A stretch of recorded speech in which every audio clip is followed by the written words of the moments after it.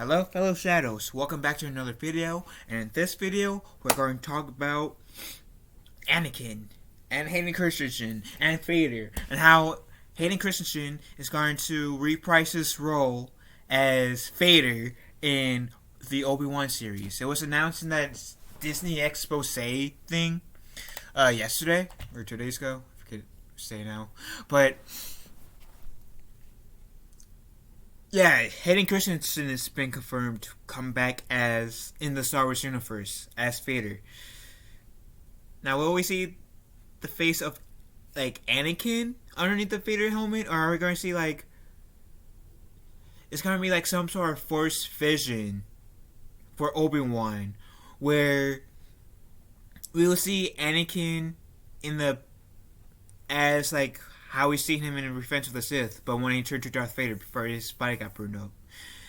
Because I did hear it's going to be like a match of the century. So there are two possibilities. One could be like a Force vision, and maybe that's what they're implying.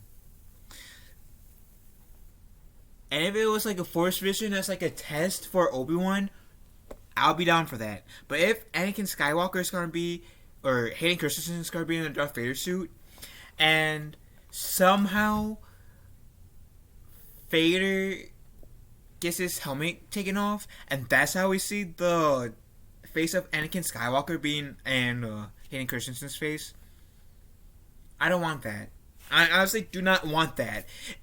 I sad to say, but that's most likely the route that Disney will take in terms of. Hold on, my cat's playing. Hold on. So before I continue, I wasn't trying to hide my cat playing. There's this pillow and it's soft, and I'm trying to sit on it. So, anyways, so I do not want to see have Darth Vader in the suit fighting Obi-Wan, because you can kind of say, well, they didn't specify when was the last time Vader and Obi-Wan fought. The last time we saw in A New Hope, Vader did say, "I sense a presence that I haven't felt since." And yeah, you can kind of get away with saying, well, they didn't specify when. And with that, I'll agree with you. They didn't specify when. But I feel like having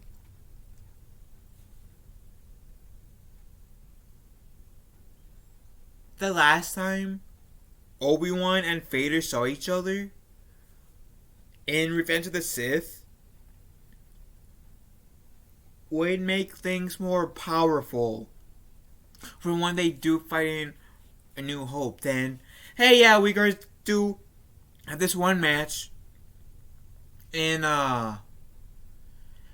do this like one matchup between in between Revenge of the Sith and A New Hope. Guys, at least with how things are currently, and at the moment, Vader and Obi-Wan has not fought in between the timeline of Revenge of the Sith and A New Hope. The reason why that part is so powerful is because the last time that we see Anakin and Obi-Wan together was when they were fighting on Mustafar in Revenge of the Sith, and that's part of the reason why the whole fight between Obi-Wan and Vader, no matter if it's just like do this, then I'm going to attack.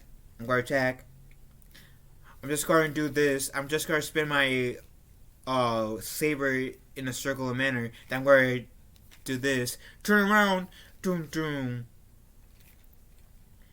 Even though, yeah, that fight might have been just simple sword fighting with a little bit of tricks like this. That fight was still powerful in a way. If you they were friends, they were like brothers, they were like family. They fought each other in this epic duel where they do and they may do this in the fight, but it's like way faster with some tricks too. I can't really do like the full on because my cat's sitting on me. But I know what you guys are getting what I mean. And yeah, so since to our knowledge, they have not seen each other for like 20 years. When Vader senses Obi-Wan, and when they actually ignite their sabers like zoom, and they actually fight, that's so powerful. Like, for me, that fight is powerful. Guess that's the first time they see each other, and the first thing they do, like, that's the first time they see each other in 20 years. The first thing they do is they try to fight. And even though Darth Vader did kill Obi-Wan, Obi-Wan ultimately became the victor of that match because he sacrificed himself so Luke, Han, and Leia and Chewbacca could live, and the droids. But if we, like, and we're going to get this whole Vader thing in the Obi-Wan series, and it's supposed to take place, like, what, 10 years after the events of Revenge of the Sith? If we get a Vader and Obi-Wan fight that's not like this Force, not in a way where the Force is trying to like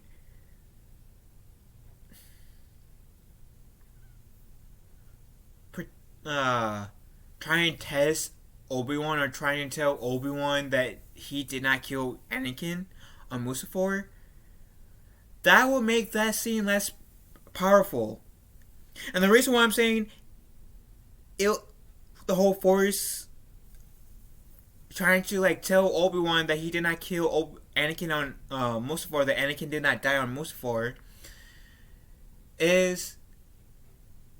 was essentially still make that fight scene in A New Hope between Obi-Wan and Obi-Wan and Vader still powerful, because if the Force tries to test Obi-Wan, then yeah, that could be a powerful scene for Obi-Wan. And then take off the mask, we see Anakin before he got burned. The face of like what he considered as a brother. And we can have like a kind of like a scene parody of what happened with Ahsoka in season 2, where Anakin said, You left me to die on Mustafar. Why did you leave me? You could have saved me. This could have been prevented. All this time I suffered, and you could have saved me. Why didn't you, Obi-Wan? And that could easily like go into his PTSD. Even more. But that would be like the way of the Force would be trying to tell him Anakin's still alive. And maybe then we can get like for a brief moment of Anakin sprint phase. And maybe we can see Anakin in this like Jedi robe still fighting Obi-Wan. Then see for a second Hayden Christensen's body, like the burned body with his arms and legs, saying, You did this to me. You left me on the river of Mustafar, burned, left for dead. And then put the Vader suit on with a burnt face. And then not the burnt face. And then we can see like Vader saying a line that he did with Ahsoka in the end of their duel in season 2, saying, And now you will die. But have Anakin's voice saying, like, with us seeing his head saying, Now you will, and then right before he said die, change the face of the Vader mask, and then has the Vader voice saying, Die. And then Vader, as he's going to do this to Obi-Wan like either like wakes up from the dream or meditation. That could easily work. Because that, like I said, that could be the Force's way of telling Obi-Wan, hey, you did not kill Vader or Anakin on Mustafar, and that could have been a test, like a mental test for Obi-Wan, like, have you let go of what happened between you and what happened between Anakin? And the first way to let Obi-Wan know Anakin's still alive. But who knows if Obi-Wan will get that or not? Who knows if Obi-Wan will interpret that? That at the very least could put questions in Obi-Wan's head.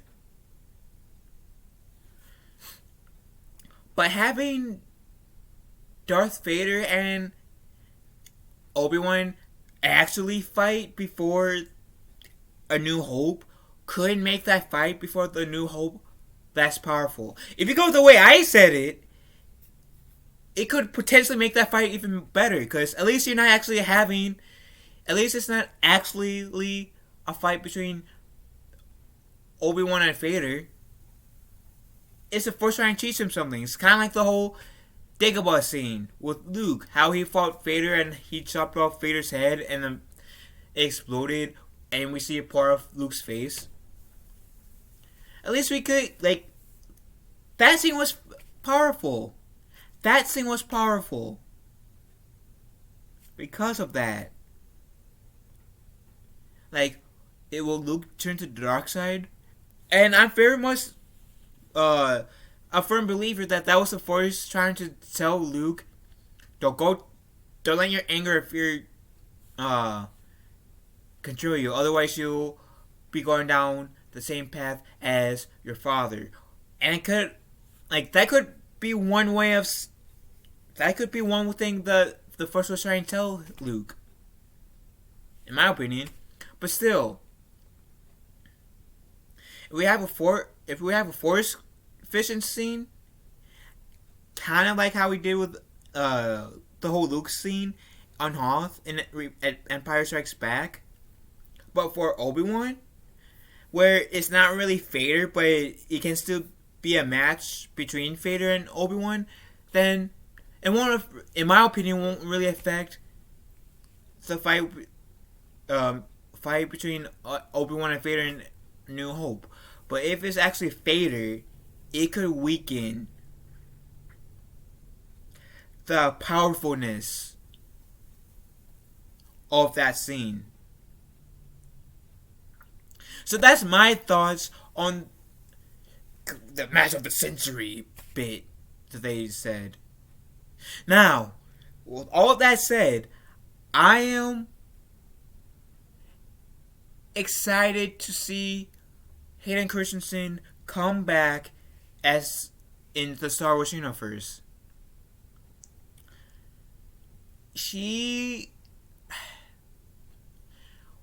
I don't believe he deserved as much hate as he got. I mean, his performance in Attack of the Clones was cringy, and I do believe, if I ever said, I criticized The Lion King, the reboot last year, and one of the criticisms I said was, I did not like the voice acting of some of the characters, of the actors. That's not me trying to bully anyone, that's just me saying I found the voice acting for some of the characters to be It could have been better. Could Hayden Christensen's acting in Attack of the Clones, could have it been better? Yes. And I do believe his acting was better in Revenge of the Sith. But Hayden Christensen got way too much hate, in my opinion. If there was any hate that he deserved, quote unquote deserved, which I don't think he really deserved any.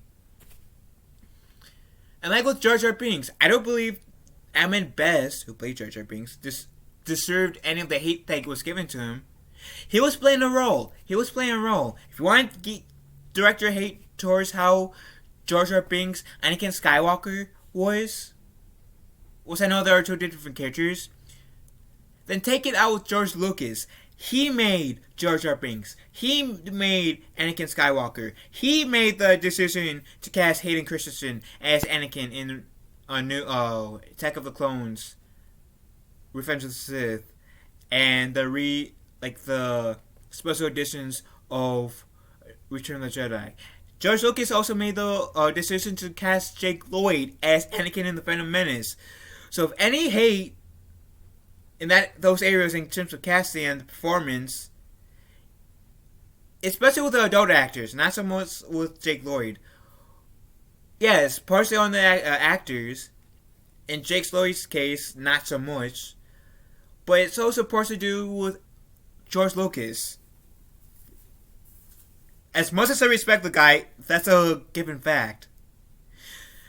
I honestly don't think Hayden Christensen deserved the hate that he got. Criticism for how he acted, like his acting skills in Attack of Clones, sure. But not, I don't think he deserved any hate. So, and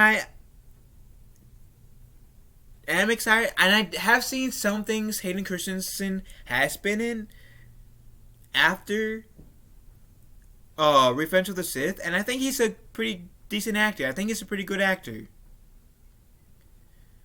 I'm actually a fan of Hayden Christensen, but yeah, I'm excited to see him back in the whole Star Wars universe. Do I agree with their decision based on how they're saying why it's given? Not entirely, but I'm willing to bet you once we get more information, I will be more on board than I am right now. Like, I'm kind of split. I'm on one side excited and wanting to see Hayden Christensen in Star Wars. Again, I'm excited. Actually, Hayden Christensen and Anakin Skywalker is one of my favorite parts to Star Wars. But I'm nervous. I am also nervous and not looking forward to it because I'm nervous that they will kind of like, through doing that, ruin the whole, like, the powerfulness of the fight in A New Hope between Vader and Obi-Wan. They already kind of cheapened that whole scene, the Anakin redemption scene in Return of the Jedi, when Vader drops the Emperor down the elevator shaft by having him come back to life with literally no explanation in the movie. They already cheapened the Emperor's death in Return of the Jedi, and Anakin's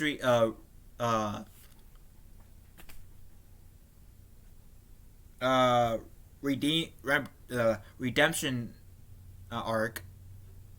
So so for that reason I'm nervous.